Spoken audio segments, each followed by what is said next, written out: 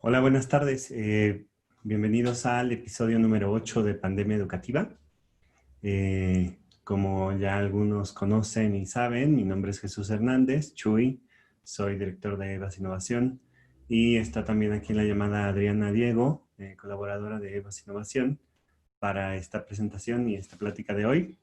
En el episodio de hoy vamos a responder algunas de las preguntas que nos han llegado en redes sociales y también a través de los registros de correo electrónico, que consideramos que son interesantes y que aunque hemos ya comentado algunos temas sobre el apoyo psicoemocional y cómo generar mayor fortaleza y resiliencia en las comunidades, es importantísimo que platiquemos un poco más profundamente sobre el apoyo psicoemocional que requieren las comunidades educativas o los miembros de la comunidad educativa.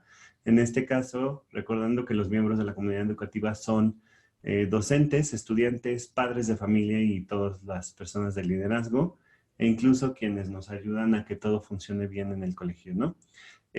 Nosotros, como ustedes saben, somos EVAS Innovación, una consultoría en innovación tanto para escuelas como para empresas. Y el día de hoy elegimos psicoemocional también porque nos hemos encontrado con algunos comentarios y algunas situaciones con nuestros contactos, nuestras redes y nuestros clientes de pues que están, como decir, como se dice comúnmente, están bajoneados por la situación tanto con el COVID como con pues, lo que está sucediendo alrededor del mundo y que está generando eso ciertas situaciones que pueden hacer más complejo y más difícil el, el proceso o la situación de tener que promover el aprendizaje de manera remota. Entonces, primero nos gustaría entender un poquito a qué nos estamos refiriendo con lo psicoemocional.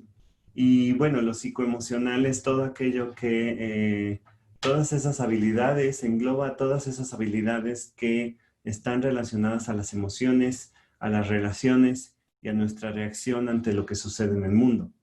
Eh, Hasta hace pocos años, los sistemas educativos en el mundo no se enfocaban mucho en lo psicoemocional y no se enfocaban mucho o no consideraban que estas habilidades de emocionales fueran tan importantes. Sin embargo, estamos viviendo generaciones y estamos viviendo, y no me gustaría nombrar a ninguna, pero por ahí dicen que estas generaciones que están viviendo ahorita de jóvenes y jóvenes adultos, pues tienen muchas deficiencias, digamos. A mí no me gusta decirles deficiencias, podríamos decirles oportunidades, muchas oportunidades respecto a lo psicoemocional. ¿Qué es lo psicoemocional o qué incluye? ¿Cuáles son las habilidades psicoemocionales que consideramos que son importantes impulsar con nuestros estudiantes, ¿no? Pues una de ellas es la capacidad de reconocer y comprender nuestras propias emociones. En este sentido, la capacidad de reconocer y comprender nuestras propias emociones es el primer paso para desarrollar fortaleza o las habilidades psicoemocionales. El que yo pueda nombrar qué es lo que siento, el que yo pueda nombrar qué es lo que percibo, lo que siento, lo que vivo, qué emoción estoy teniendo, cómo estoy reaccionando, que yo lo pueda reconocer y entender de dónde viene mi felicidad, mi enojo, mi tristeza, mi emoción, es el primer paso y es uno de los más difíciles, ¿no? No, a veces no sabemos ni siquiera cómo describir cómo nos sentimos. Hoy nos toca Plutón retrógrado o Mercurio retrógrado y de repente nos sentimos todos bajoneados. Eso, o sea, bajoneado, pues no es la emoción como tal. Es deprimido, es triste, es simplemente preocupado. ¿Qué es lo que realmente estamos sintiendo, no? Esa posibilidad de poder nombrar y reconocer qué es lo que sentimos es el primer paso y lo primero que tendríamos que, preocuparnos o lo primero que nos tendríamos que preocupar en generar. Después, obviamente, es cómo manejamos estas emociones, cómo nos controlamos a nosotros mismos y cómo confiamos en que lo que estoy sintiendo es real, ¿no? Esto es súper importante porque una vez que reconozco la emoción, entonces puedo gestionarla y puedo manejarla y puedo controlarme y controlar las reacciones que puedo tener. Entonces, en este sentido, así no genero esta situación en la que pueda explotar, sino que a lo mejor puedo entender un poco cómo reaccionar, porque ya sé, ok, si me estoy enojando por esto, entonces puedo elegir eh, reaccionar de otra manera, ¿no? Otra sería también, otra habilidad psicoemocional es la parte de empatía. La empatía es súper importante. Es el saber escuchar, es el saber persuadir, es el saberse poner en el lugar de los otros, pero no desde la simpatía, no desde, pobrecito, ¿no? Ay, qué triste lo que te está pasando. Eso no es empatía. Empatía es que yo soy capaz de sentir lo que tú estás sintiendo y por ende también puedo sentir y gestionar esa emoción junto contigo. Y entonces puedo ver tú lo que ves a través de tus ojos. Puedo entender tu experiencia a través de tu cuerpo, sin necesidad de, obviamente, hacer ahí un cambio metafísico de espíritus, sino simplemente entendiendo cómo funcionas, cómo es tu reacción, cómo te está sucediendo esto. Otra habilidad psicoemocional es la iniciativa, la autodisciplina y la motivación al logro. El hecho de yo poder entonces, si ya puedo gestionar mis habilidades, mis emociones, si ya puedo darme cuenta de lo que me está pasando, entonces también soy capaz de decir cómo me muevo, ¿no? Hacia dónde quiero ir, qué quiero hacer para seguir adelante. Entonces, en este sentido, la iniciativa, la autodisciplina y la motivación al logro es otra habilidad psicoemocional. El entusiasmo, digamos, lo podríamos envolver ahí, es una habilidad psicoemocional, la posibilidad de impulsar o manejar mi entusiasmo para seguir adelante con mis proyectos o con mis iniciativas, ¿no? La habilidad de comunicarme obviamente eficazmente y de colaborar, eso es súper importante también para los jóvenes, para los niños y para nosotros como adultos, porque pues la comunicación es la base para todo, ¿no? Estuvimos trabajando con unos grupos de algunas organizaciones hace unos pocos tiempos y justo fue interesante ver cómo para ellos la comunicación se volvía esencial para volverse equipos de alta efectividad o para transformarse colectivamente. Si yo no puedo decir lo que siento, si yo no puedo decir lo que pienso, y si yo no puedo decir con qué puedo contribuir, es muy difícil que me pueda relacionar con las personas. Y eso entonces, obviamente, también afecta el líder que puedo ser desde lo individual. Es decir, cómo como líderes podemos impulsar estas mejores relaciones, relaciones más vibrantes, ¿no? Y el liderazgo implica que yo pueda conocer, reconocer, gestionar, decidir, empatizar, impulsar mis emociones, las emociones de otros y obviamente entender que todos estamos en igualdad de oportunidades, ¿no? Y por último, por supuesto que nada está garantizado que funcione, por lo tanto es muy importante desarrollar la habilidad de flexibilizar estas emociones, de ser flexibles también ante los cambios externos o ante también por eso es que es importante entender el marco de consideración, de ser adaptables a los cambios que suceden, a las emergencias y de la capacidad de dar soluciones creativas a contratiempos. Es decir, cuando tenemos el tiempo medido o lo tenemos encima. En este sentido, las escuelas se enfrentaron a una emergencia y no todas las escuelas han logrado tener la suficiente flexibilidad y adaptabilidad para hacer frente efectivamente a estas emergencias. Si bien todas las escuelas han hecho frente a las emergencias de distintas maneras, no necesariamente todas lo han hecho efectivamente y de hecho, incluso escuelas de renombre y escuelas de prestigio están encontrándose con que no son tan flexibles y no son tan adaptables como ellos pensaban porque tienen tecnología o porque tienen departamentos de psicología o porque tienen programas traídos de Finlandia o mil cosas. Entonces, las cosas no definen lo psicoemocional. Lo psicoemocional es 100% humano y entonces en este sentido es súper importante y súper esencial que que uno como líder educativo pueda gestionar lo que es 100% humano. Entonces, entendiendo un poquito lo que esto de qué significa el ámbito o la dimensión psicoemocional, nos preocupa entonces compartir a qué niveles tendríamos que estar trabajando con los estudiantes para, o qué dentro de cada nivel tendríamos que estar trabajando con los estudiantes para que pudiéramos fortalecer su sentido de estabilidad psicoemocional, para que sientan que pueden hacer las cosas, ¿no? Y esto va a ser importantísimo que venga desde el diseño de las experiencias de aprendizaje, una experiencia de aprendizaje que tendría que fortalecer en el estudiante el sentido de libertad, para empezar. Es decir, el estudiante tiene que lograr en cualquier experiencia de aprendizaje que ustedes diseñen, el estudiante tiene que lograr sentirse libre. Y sentirse libre no quiere decir que haga lo que quiera, sino sentirse libre es sentir que puede lograr lo que se le propone y que no necesita de nada más que él mismo para lograrlo. Entonces, cuando yo le doy una actividad que el estudiante no va a poder hacer solo, que requiere que su mamá se siente las 6 horas ahí, no estoy favoreciendo el sentimiento de libertad del estudiante. Al contrario, lo estoy haciendo que sienta que él no puede hacer las cosas, que necesita de apoyo. Y eso hace a las personas menos resilientes y menos psicoemocionalmente fuertes. Por otro lado, requerimos generar un sentimiento de igualdad.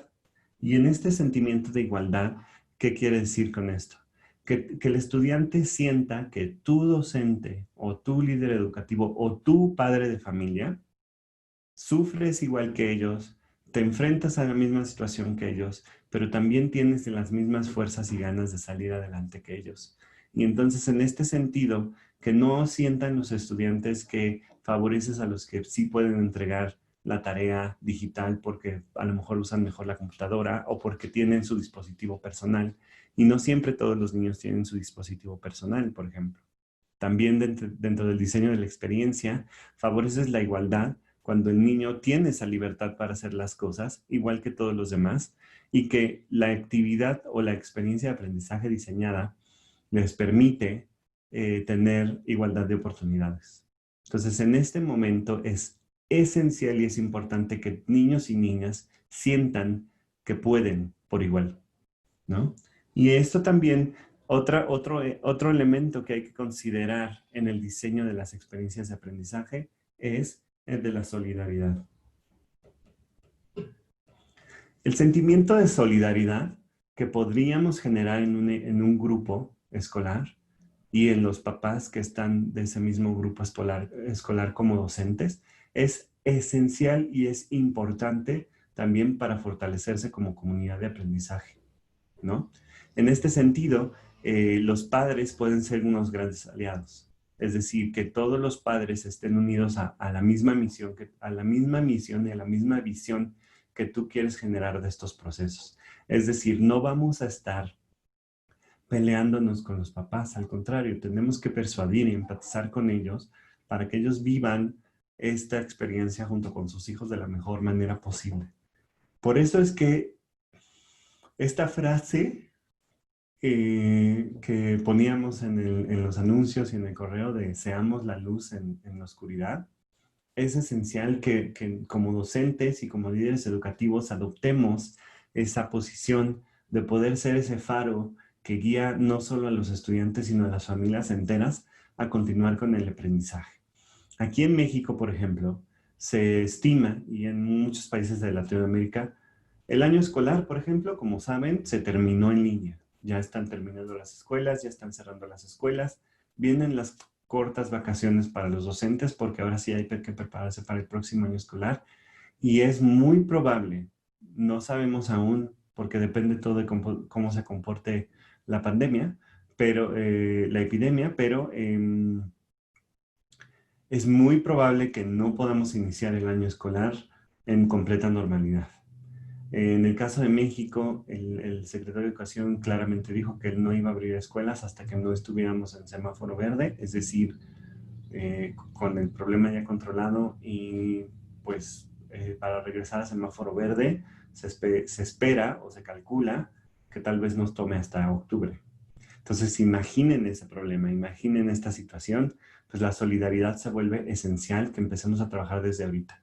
Y la solidaridad se vuelve también desde conocer un poquito el grupo de estudiantes, más allá de que sean los que aprenden, sino también desde el lado humano. ¿Qué es lo que están viviendo en sus casas? ¿Cómo lo están viviendo? ¿Qué sí tienen, qué no tienen? ¿Qué sí pueden y qué no pueden lograr? Y también es esencial y es importante que logremos trabajar con los estudiantes desde el punto o desde el entendimiento, perdón, es que aquí se me desconectó la presentación, eh, desde el entender quiénes son los padres también y conocer qué es lo que están viviendo y sufriendo los padres de familia en este sentido con sus hijos y con las dinámicas familiares. No tenemos que ser nosotros los psicólogos. Eso creo que queda muy claro que no tenemos que ser los psicólogos y ni tampoco tenemos que darle terapia a las familias, pero lo importante es que podamos acercarnos a ellos desde esta situación de solidaridad y escuchar un poquito a las mamás. Es bien interesante porque hablando de un poquito de tecnología y de redes sociales, eh, estaba viendo en TikTok que hay un meme de una mamá que está hablando justo y se queja justo del chat de las mamás, ¿no? Y de cómo viven y de ciertas frustraciones porque no saben que no están entendiendo quién deja la tarea, cómo dejan la tarea, si la tarea es de español o de matemáticas. Hay otro meme en donde una mamá hace esa explosión de que ya no puede más, de que los maestros no entienden, que están en su casa y que no pueden hacer que los perros no ladren o que no pase el de los tamales. O sea, hay cosas que no puede uno controlar y tenemos que recordar, así cuando en los grupos de trabajo de organizaciones y empresas que luego he tenido y que he comentado, que tienen que entender que los empleados que están haciendo teletrabajo están en su casa y que es el trabajo el que está invadiendo el espacio del hogar, pues lo mismo es con la escuela. Le tenemos que darnos cuenta que la escuela está invadiendo el espacio del hogar. Entonces, esto genera muchos problemas para los padres y somos nosotros los que ponemos dar luz a entender un poco el entorno, ¿no? El entorno que estamos viviendo nosotros como docentes, porque también nosotros como docentes, como educadores, como líderes educativos, pues tenemos una ventana, nos pasa el de los tamales, pasa la que vende la que compra colchones, pasan el afilador de los cuchillos. Vivimos en ciudades que tienen este ruido y este tipo de cosas.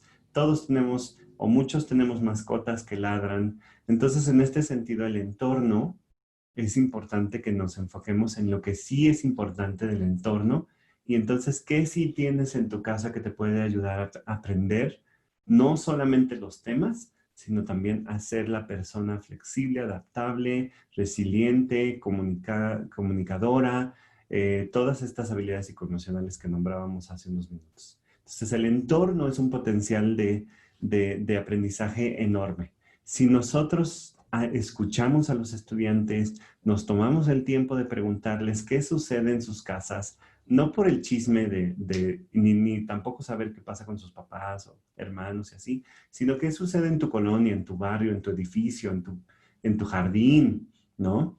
Y que empecemos a utilizar eso como fuente o como contenido de aprendizaje y no necesariamente enfocarnos en que se aprendan las cosas porque sí.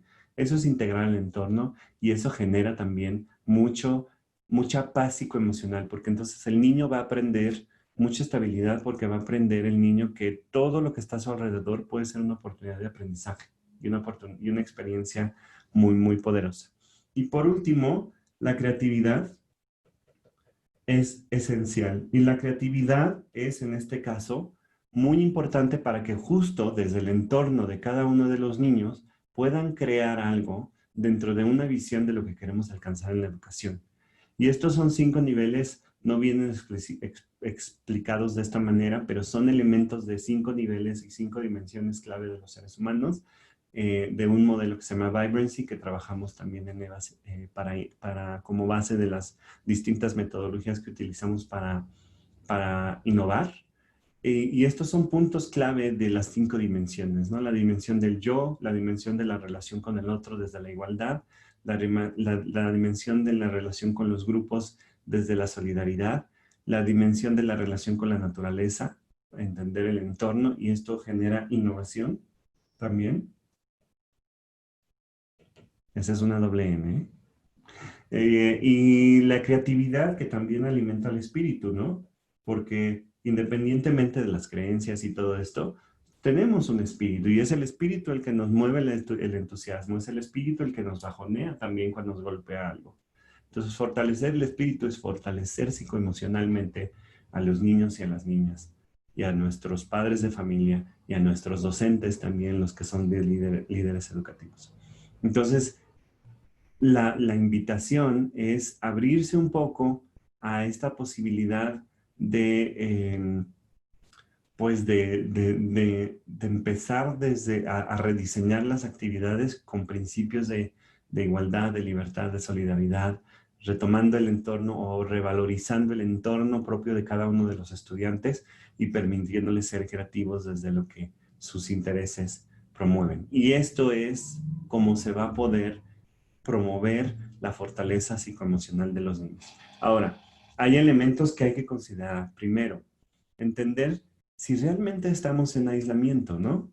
Porque justo una de las situaciones en las que ahorita nos encontramos es que estamos encerrados en casa, no podemos salir más que lo necesario. Generalmente los niños no salen porque estamos desesperados, aunque hay familias que no, pues están pasando esto por el arco del triunfo, pero el hecho de que estén en casa los niños puede causar mucha frustración y mucho sentimiento de aislamiento. No, no estamos aislados.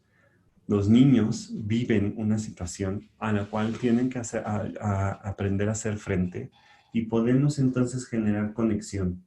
Tenemos que buscar también la manera de generar conexión, no solamente entre el grupo que tú tienes a tu cargo como docente, o no solamente entre la escuela que tú lideras, sino entre escuelas, entre niños y niñas de diferentes países. Existen en Internet, vamos a publicar algunas opciones, pero existen en Internet varias redes y varias formas de que los niños empiecen a comunicar unos con otros, supervisados tanto por padres como por maestros.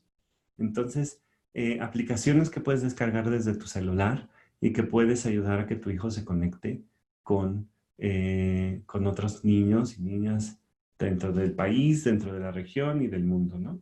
Entonces, hay que buscar oportunidades de conexión. El estar en casa, el estar dentro de la casa en cuarentena, no quiere decir que tengamos que estar aislados. Simplemente quiere decir que tenemos que buscar nuevas formas de comunicarnos. Y en este sentido, nuevas formas de comunicarnos, yo agregaría de comunicarnos con amor y con cuidado. Cuando digo con cuidado, no lo digo desde el tengan miedo, sino con cuidado del otro, de comunicarme para cuidar al otro, cuidando que lo que yo digo va a construir y a fortalecer al otro. Y no estoy hablando de que todos les digamos a todos campeón y les digamos a todos tú puedes, no, sino de hacerle ver la realidad. Si no estás logrando lo que se te propone, hacerle ver la realidad, pero también desde su contexto, es decir, que él mismo reflexione o que ella misma reflexione sobre lo que sí está logrando, no está logrando, lo que está viviendo, lo que no está viviendo, lo que extraña, lo que vive, lo que está aprendiendo, que cada uno de los estudiantes y de las estudiantes aprendan desde la comunicación del cuidado, con cuidado, es decir, con el fin de construir personas. Otro tema que es importante es el que ha habido obviamente un incremento de uso de las redes sociales, pero realmente las redes sociales podrían servir como para conectarnos. ¿Son las redes sociales la solución? Y ese es un cuestionamiento que también responde mucho a cuáles son los principios que ustedes quieren promover, pero las redes sociales son una posibilidad de comunicarse no nada más con familia y amigos, sino con otras personas en el mundo, que creo que pueden aportar a la vida. Entonces, en este sentido, pues la escuela en casa permite también que entonces experimenten y exploren los padres y las madres y los docentes en si las redes sociales son una vía para aprender. Obviamente, y recordemos, 13 años es la edad mínima para el uso de redes sociales. Entonces, esto aplica principalmente para jóvenes y niños de 13 años en adelante. Podríamos crear para si tienen secundaria tardía, preparatoria o universidad, sí, efectivamente podríamos empezar a usar redes sociales en las que podemos empezar a crear grupos de Facebook. Hay una función de Facebook que es crear grupos de aprendizaje social. En el caso del grupo de pandemia educativa en Facebook es un grupo de aprendizaje social. Pero hay otras redes para los pequeños de menos de 13 años. Aplicaciones que pueden bajar en su celular. Pueden ustedes crear redes cerradas con algunas opciones para la escuela. Está, por ejemplo, Lego, ¿qué era? Ay, ya se me olvidó. Lego Life, que está enfocado a hacer cosas con Lego y compartir cosas con Lego. Pero bueno, esa es una opción. Hay una opción para los niños que tienen Lego, pueden descargar gratis la aplicación y es como un Instagram. Y se pueden dar likes y se pueden comentar en sus fotos y pueden estar supervisados por los adultos. Messenger Kids, que es un mensajero, es como un WhatsApp para niños. Bueno, es más bien la versión de Messenger de Facebook para niños. Y tiene jueguitos y tiene opciones y stickers y cosas que pueden compartir los niños a través de una red social basada en el mensajeo, ¿no? No necesariamente basada en el compartir de páginas y cosas así, lo cual disminuye un poco o disminuye grandemente el riesgo de que se acerquen a varias cosas, a otras cosas, pero y puede ser supervisado por los papás a través de su cuenta de Facebook. Y casi todos nosotros tenemos cuentas de Facebook. Entonces, pueden crear los docentes e integrar a los papás. No necesariamente tienen que ser amigos. Pueden integrarlos a un grupo de mensaje de Messenger Kids con sus docentes y con sus papás y pueden estar supervisados. Y pueden hacer grupos, pueden hacer discusiones para compartir. O sea, también las aplicaciones, las redes sociales pueden servir para mejorar la comunicación y para fortalecerlo, ¿no? Y por otro lado, tenemos también esa problemática de los docentes en el sentido de que a veces pensamos que por ser docente o líder educativo estamos solos en el proceso educativo, porque pues nos tenemos que preguntar si los adultos realmente están en casa. Y bueno, físicamente están en casa, muchos de ellos, no todos. También estamos viviendo nosotros en Latinoamérica realidades distintas entre las personas, porque, por ejemplo, en el dato de México, pues más del 60% de las familias vive de comercios informales. Por lo tanto, no pueden detener su vida y no pueden dejar de trabajar. Y no es tan fácil decir, ah, sí, yo voy a trabajar desde la oficina porque me van a seguir comprando mis garnachas. No, pues no. Es bien difícil exigir que los padres estén en casa. Entonces, muchas veces y en algunas encuestas que hemos tenido, encontramos que hay un gran porcentaje de niños que están siendo cuidados o por los abuelos o por los hermanos mayores o las hermanas mayores. Y entonces eso limita las posibilidades de apoyo que van a tener. Por eso es esencial que se diseñen experiencias de aprendizaje que consideren lo que sí pueden hacer los niños y que no necesiten demasiado o que no necesiten en absoluto apoyo de alguien más para lograrlo. Y eso también se llama saber medir y saber diseñar y dosificar el aprendizaje de acuerdo a las posibilidades de tus estudiantes, porque si los estudiantes no pueden aprender solos por sí mismos lo que tú diseñas para ellos, entonces no es un problema de los estudiantes y honestamente es un problema de los docentes. El no saber diseñar una actividad que los estudiantes puedan resolver autónomamente. Entonces, los adultos no están en casa y tenemos que considerar que aunque estén en casa, están ocupados viendo cómo sobrevivir, viendo cómo sacar adelante el trabajo, cuidando otras cosas de la casa o simplemente dedicándose a cosas que también la casa necesita o otros miembros de la familia necesitan. Entonces, pónganse en el lugar porque también ustedes lo están viviendo, docentes que están encerrados en casa, dando clases en línea. Es bien difícil dar tus clases en línea cuando tienes a tus hijos también en casa y quieren desayunar. O también tienen que tomar clases en línea. Entonces, imagínate que tienes 3 hijos y tú eres docente y tú tienes que dar tus clases en línea. Pues ustedes ya han de haber descubierto la problemática que es compartir un solo dispositivo o 2 dispositivos. Y entonces tienes tú tu celular para dar tu clase, la computadora de la casa la está usando el hermano mayor y el iPad la está usando el hermano menor y no sé qué. Pero ¿qué tal si no tienes más que un dispositivo en casa? ¿Qué tal si lo único que tienes es tu celular? Se vuelve bastante complejo, ¿no? Entonces, tu docente ayuda a los padres que puedan estar en esa situación, dándole a los niños la posibilidad de desarrollar actividades por sí mismos y que por supuesto que si lo logran por sí mismos, que si son libres de hacerlo sin el apoyo de los demás, el niño va a fortalecer y la niña va a fortalecer sus habilidades psicoemocionales. Entonces eso va a ser esencial para que lo consideren. Entonces, por eso es importante entonces considerar la dosis correcta. ¿Cuántas actividades? ¿Cuántas actividades por día? Va a ser esencial que lo consideren. ¿Cuántas actividades por día podemos darles a los niños? También consideren cuántas horas o cuánto tiempo frente a la pantalla. Y ahora, esto es bien importante. El tiempo frente a la pantalla no solamente se debe de medir porque, o sea, porque la salud de los ojos o porque neurológicamente puede causar impactos. O sea, simplemente porque justo tenemos que también considerar que a lo mejor es un solo dispositivo por familia y que se tienen que repartir el poder trabajar en línea, ¿no?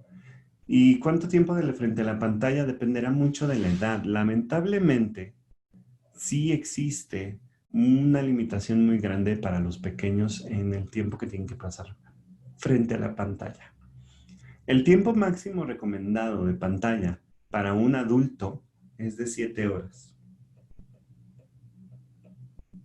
En el caso de adultos. En el caso de niños de menos de 3 años, tenemos que hablar de 0 horas. Es decir, menos de 3 años, no permitas que tus niños vean pantallas. Y yo diría que hasta menos de 6 años. El problema es que cuando estamos hablando de los 6 años, estamos hablando de toda la población de preescolar. Y ahorita es necesario que pasen pantallas los niños de 3 a 6 años que están en preescolar. Entonces, en este caso, de 3 a 6, no les des más de 1 hora de pantalla, ¿no? ¿Y por qué 1 hora? Porque es lo que su cerebro y su visión y su desarrollo psicoemocional requiere. Si queremos fortalecer psicoemocionalmente a los niños, entonces los niños tienen que jugar, tienen que socializar. Usen esa hora para que los niños socialicen y permítanles entonces, a través del diseño de actividades, permítanles construir su individualidad desde la exploración, desde la curiosidad, desde el trabajo autónomo, desde dejarles actividades que puedan resolver solos. También ahí los papás van a tener que participar en aguantarse las ganas de estarles resolviendo a todos los hijos, porque sabemos que muchos papás les hacen la tarea a los hijos. Y uno de los memes que vemos muy seguido es que justo los papás son los que están sufriendo esto porque pues creen que tienen que hacerle toda la tarea a los niños porque están acostumbrándolos a hacerles todo. Y no, por eso es importante comunicarlo con los papás. Esta actividad está diseñada para que tu hijo la pueda hacer solo o que tu hija la pueda hacer sola. Entonces respeten eso, papás, también. De 6 a 9 años, 3 horas. máximo. Y esas 3 horas de pantalla, además, déjenme decirles, es considerando la televisión y considerando cuando los dejan jugar en videojuegos en el Nintendo o en el Play, ¿no? Es muy importante que ustedes consideren 3 horas máximo. Entonces hagan esa organización del tiempo. Imagínense, es como si esto lo llevamos al plato de buen comer, pues ¿qué tienen que dosificar? Pues lo dulce es lo que menos se tiene que comer, ¿no? Pues es lo mismo. Todo lo que es diversión a través de pantallas, no más de 1 hora y entonces 2 horas para estar frente. Pero entonces las maestras y los maestros también tienen que considerar que un niño de 6 a 9 años no debería estar más de 3 horas frente a una pantalla. Por eso es muy importante. Yo por eso recomiendo sus clases denlas de 1 hora y en esa hora dedíquense a revisar qué es lo que cada niño va a hacer en ese día, qué es lo que tú esperas claro, resuelves dudas de cómo lo van a lograr y obviamente das retroalimentación de lo anterior. En un ciclo de 1 hora y sean muy sintéticos. A veces menos es más. Y de nueve a 13 años, los niños deben de tener esta. Aquí sí ya pueden llegar a 6 horas, 5, tal vez 5 horas eh, para que puedan estar. O sea, tus chicos ya de primaria alta o de secundaria podrían estar ya más horas en línea, hasta 5 horas más o menos.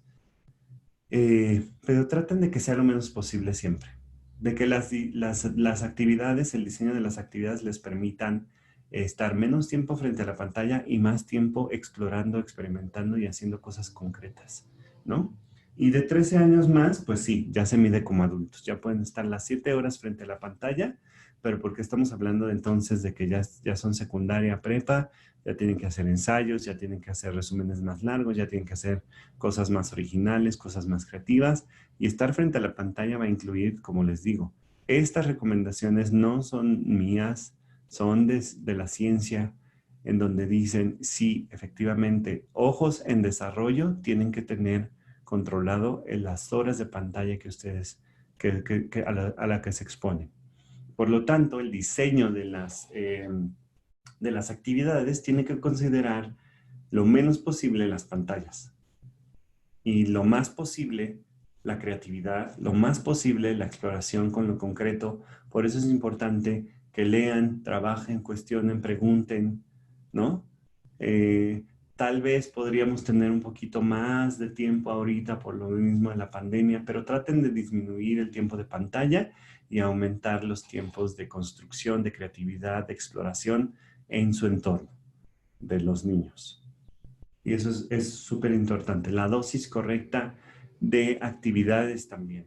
¿Qué tanto tiempo yo le voy a dar al niño para que estudie? ¿Y qué tanto tiempo le voy a dar para que juegue? ¿Y qué tanto tiempo le voy a dar para que se divierta en la tele o en videojuegos? ¿Y qué tanto tiempo le tengo que dar entonces también para pasar en familia? Porque si toda la familia tiene que estar ahorita en casa lo más posible de tiempo, entonces es muy importante que consideren organizar como padres de familia y ustedes como docentes también apoyen a los padres de familia a que distribuyan estos tiempos para pasar tiempo juntos de calidad.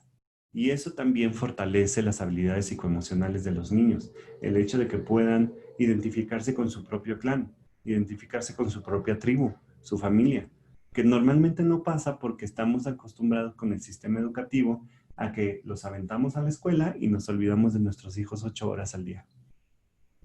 Se identifican con otro clan y su clan es normalmente de niños, entonces pareciera que los estoy aventando a vivir el Señor de las Moscas. Entonces, aprovechen estos espacios y aprovechen estos tiempos docentes para reconstruir también lo que significa educar. Y educar no significa estar poniendo a los niños ante situaciones de aprender temas y de aprender cosas que se les pueden olvidar después de un examen. Aprovechen que esta situación permite que entonces todo el entorno de cada uno de sus estudiantes puede ser una potencial fuente de aprendizaje. Y ahí es donde está la posibilidad, como les comentaba anteriormente, la posibilidad de utilizar el entorno y procesos creativos para fortalecer las habilidades psicoemocionales de los estudiantes, especialmente la comunicación, la empatía que nosotros tendremos que hacer también y obviamente las relaciones con los padres. No contribuyamos desde la educación a hacer las relaciones con los padres más difíciles, poniéndoles tareas a los estudiantes que no pueden realizar solos. Eso es muy importante. Dejémosles a los estudiantes su responsabilidad para que los padres entonces puedan seguir cuidando de sus familias, sin necesidad de estresarse, porque ahora tienen que hacer también ellos el trabajo que sus hijos no pueden hacer. Y eso es súper esencial. El diseño de la experiencia.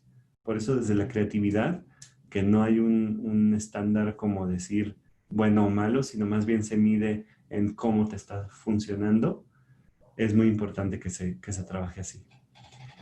Y pues sí, hasta aquí terminamos esta parte de la plática. Tengo entendido que tenemos algunas preguntas. Nada más recordándoles, Pandemia Educativa es parte de EVAS Innovación y EVAS Innovación es una consultoría de innovación, aprendizaje y sostenibilidad.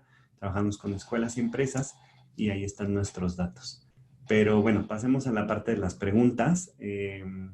No sé si alguien de los presentes quiere activar su micrófono y compartirnos alguna pregunta o duda o comentario que tenga. Y si no, también podemos tomar las preguntas que hemos recibido a través de correo electrónico y a través de nuestras redes sociales y a través del grupo de Facebook que tenemos. ¿Alguien aquí quiere compartir algo de los presentes? Y si no, Adriana, ¿me puedes pasar alguna de las preguntas que hemos recibido? Sí, claro. Mira, alguna de las preguntas que hemos recibido en esta semana a través de nuestro grupo de Pandemia Educativa es una de ellas. ¿Cómo transversalizar la educación artística con las competencias para la vida? Si hoy en día la transmisión de la información es vía online y la interacción interpersonal se ve afectada porque apagan su cámara y su micrófono. Okay. Aquí hay dos cosas importantes, ¿no? Arte, que se relaciona a lo que les comentaba, creatividad. Y en este sentido, para transversalizar la educación artística y para impulsar la educación artística y transversalizar las competencias para la vida, pues necesita impulsar la creatividad de los estudiantes. La educación artística, el fin de la educación artística no es que los estudiantes se vuelvan Dalí o se vuelvan grandes escultores o grandes pintores o grandes músicos, ni nada de esto.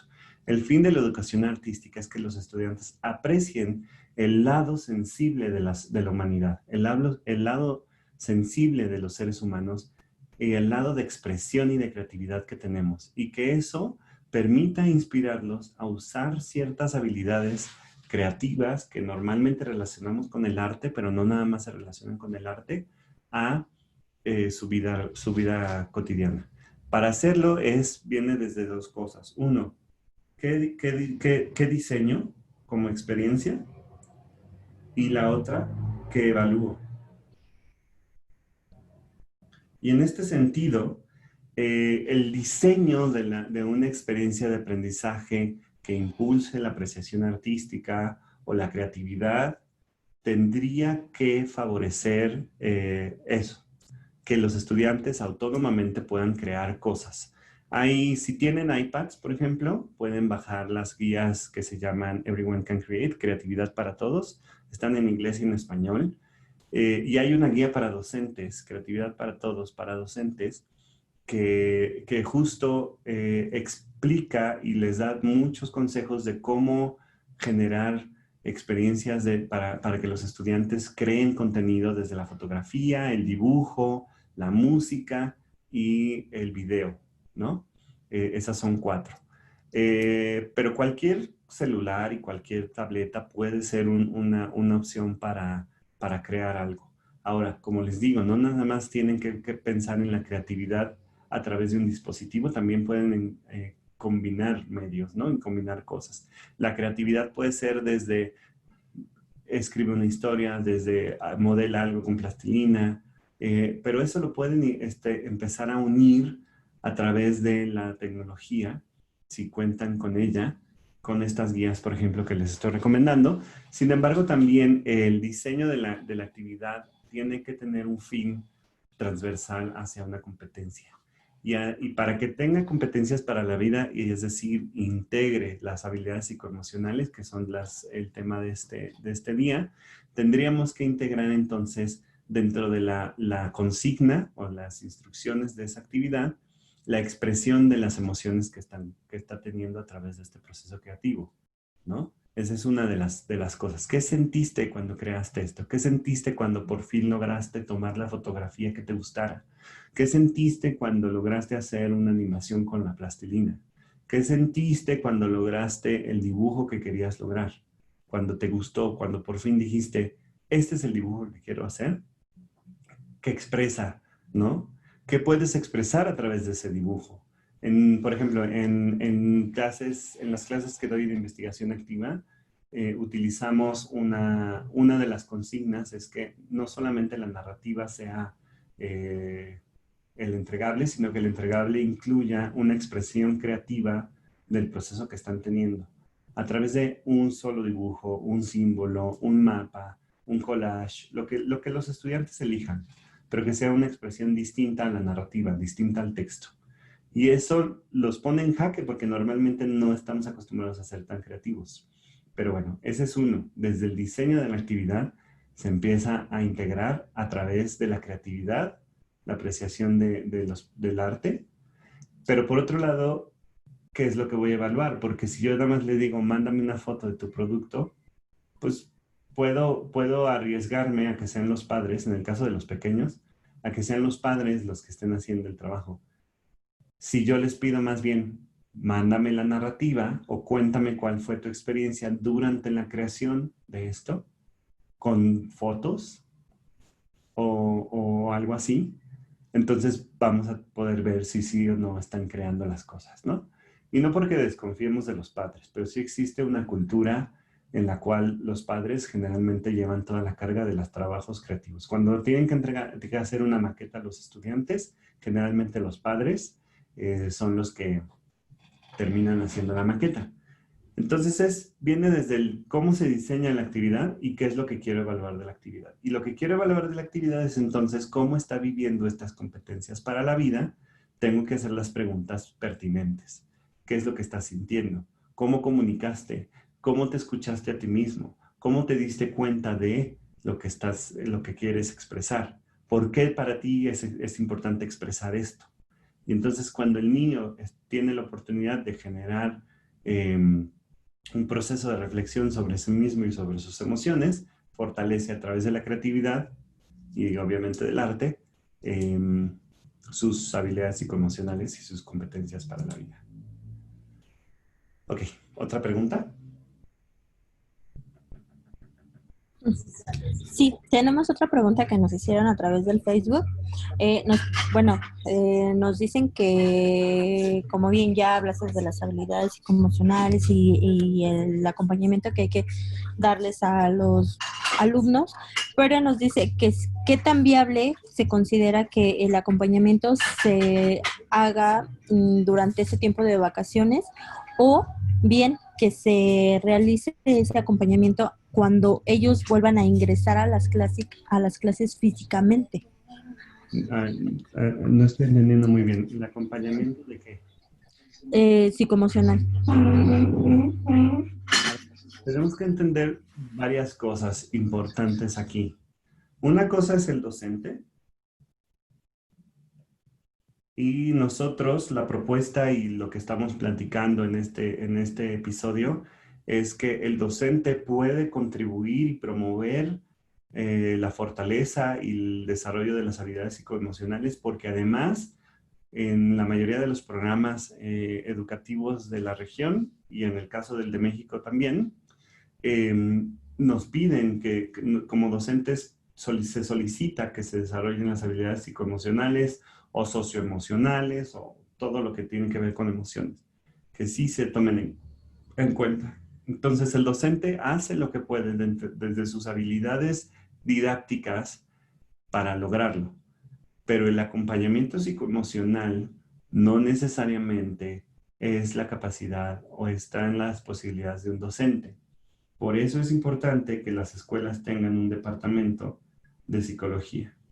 Y es muy posible, bueno, más bien muchas escuelas pueden ofrecer el acompañamiento psicológico a los estudiantes que estén teniendo problemas y principalmente hemos visto casos en universidades, en educación superior y media superior, en donde las grandes universidades ofrecen esta posibilidad de que los estudiantes se comuniquen a los departamentos de psicología, hagan citas, tengan pequeñas sesiones, sobre todo cuando se sientan bajoneados, se sienten deprimidos o sienten que ya no pueden con la cuarentena, bueno, está esta posibilidad.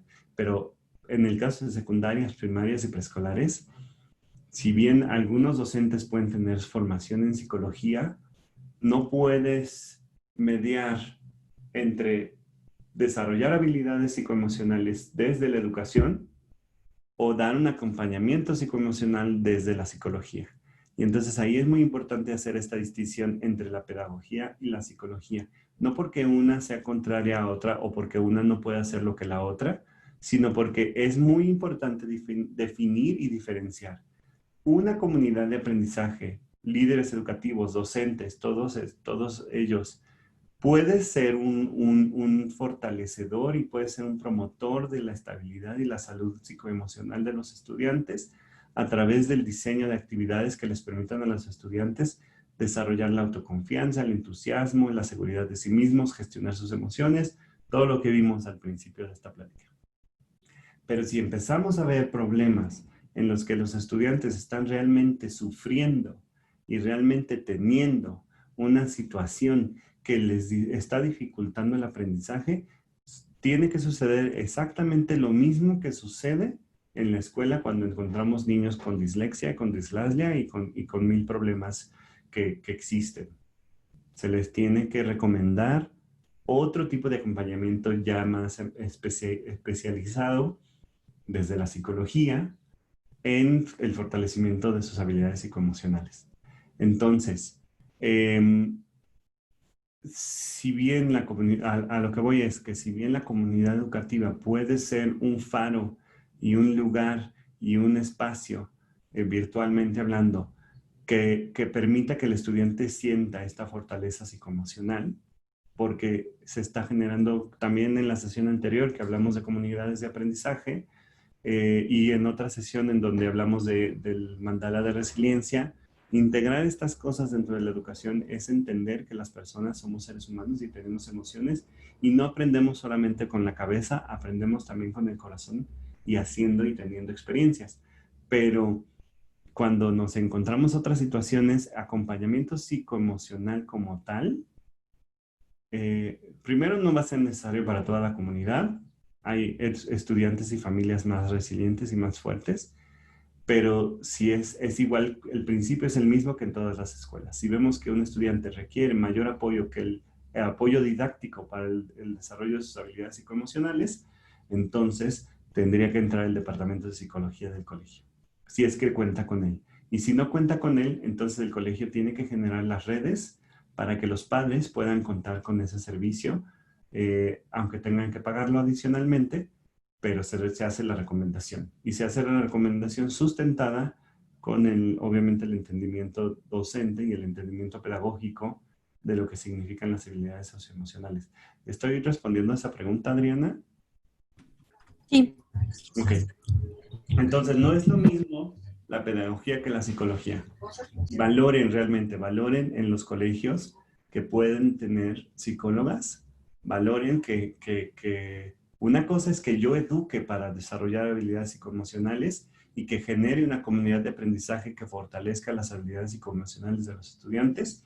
Y otra cosa es entonces que el estudiante requiera apoyo psicoemocional más puntual y más desarrollado y obviamente más especializado. Y ahí sí necesito no un pedagogo ni un educador, sino una psicóloga. Y no nada más, no necesariamente también una psicóloga educativa solamente, sino una psicóloga, ¿no? O un psicólogo, pues. Bien.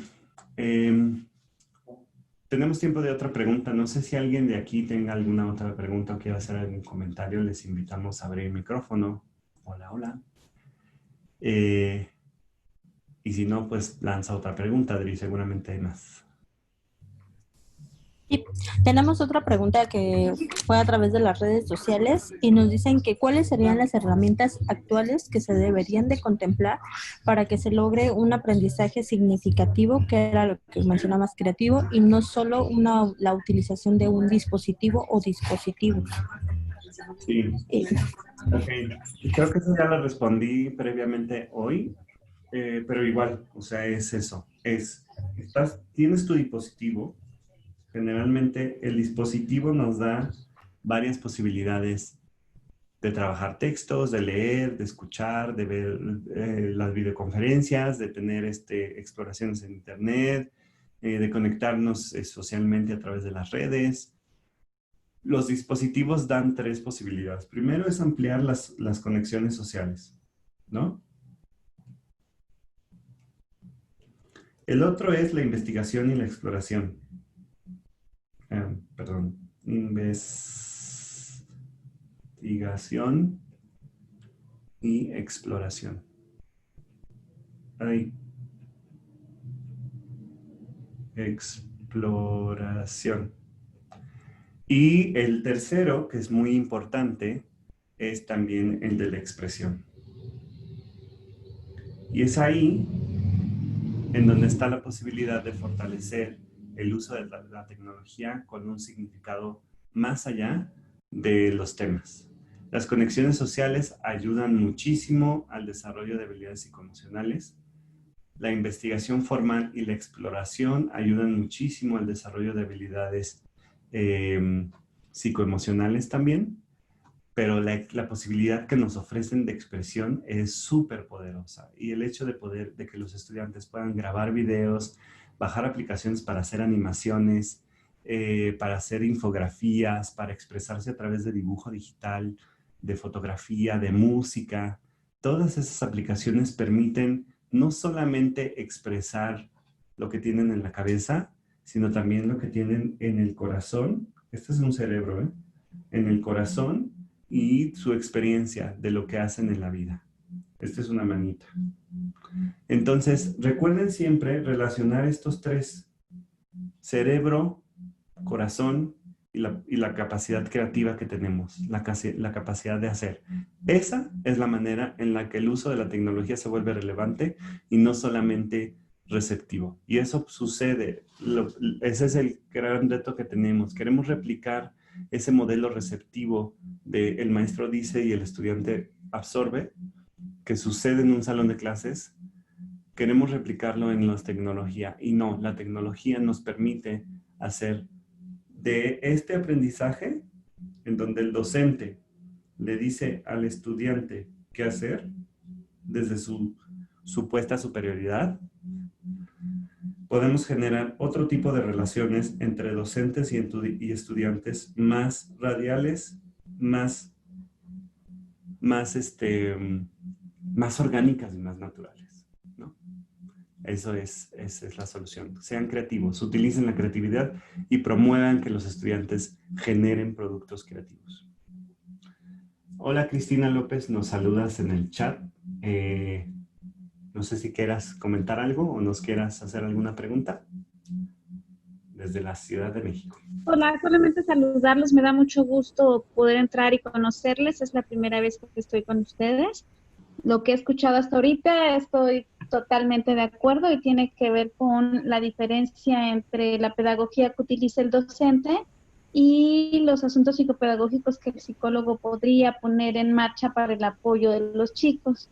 Y bueno, el docente es quien nos ayuda finalmente a detectar qué situaciones están pasando para poder remitirlos con nosotros. Hola, soy psicóloga de formación y psicoterapeuta de grado.